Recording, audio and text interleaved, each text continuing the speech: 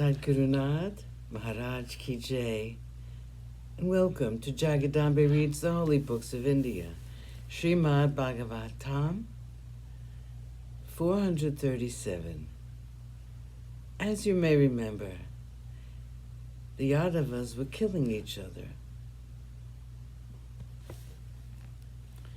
Krishna stood watching as they killed each other. He saw them all die: Satyaki, Kritavarma, Aniruddha, Pradyumna, Gada, Samba, Sharana. He stood unmoved, unperturbed. Perhaps there was some emotion inside his mighty heart, but no one knew. In a matter of moments, the seashore was strewn with the bodies of the Yadavas. They were all dead, every one of them. Krishna stood over them and looked for a long moment. Was this not what he had planned? Was this not the scene which he had to witness before returning to his abode? He shook himself as if out of a reverie. Krishna walked fast. He wanted to go as far away from there as possible. 276, the final hour. Only the waves of the sea and the blue sky, and an occasional bird, which would wheel across the sky, saw the glorious form of Krishna during his last hour on earth. He shone like fire, which burns without smoke hiding its flames. His form, dark like a rain-bearing cloud, was dressed as usual with the two pieces of his favorite yellow silk. The mole Srivatsa was there to beautify his broad chest where rested the jewel Kaustuba.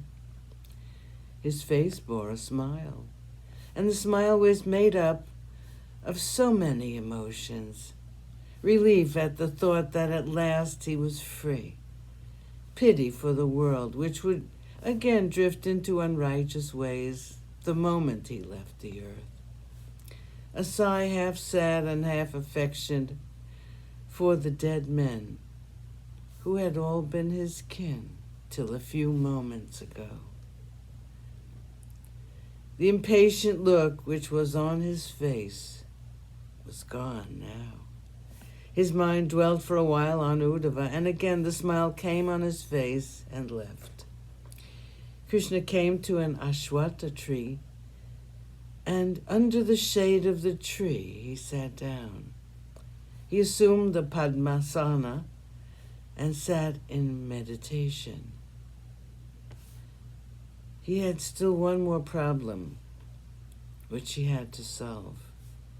He had assumed the form of a human being, and it was essential that he should die like a human being. How could that be possible? He smiled to himself. He was the last of the Yadavas, and he knew what was going to happen to him. Krishna sat there with the Vanamala flying in the breeze. His right hand showed the Chinmudra, and his left hand was resting on his lap. His legs were crossed, and his left foot was resting on his right thigh. And so he sat for a long hour, deep in meditation. A hunter by name Jara was passing that way. For a second he paused and looked. From a distance he saw Krishna. He saw the yellow silk covering the limbs, and on the silk could be seen the left foot.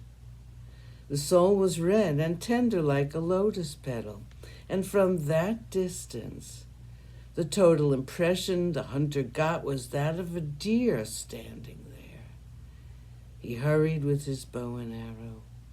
The deer was standing still, and he had to use that to advantage.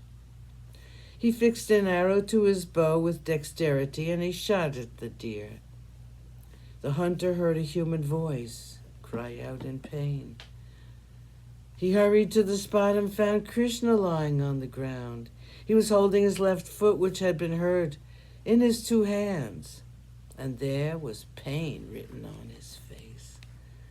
Sadgurunath Maharaj Ki Jai. Thank you for coming. I hope you come again.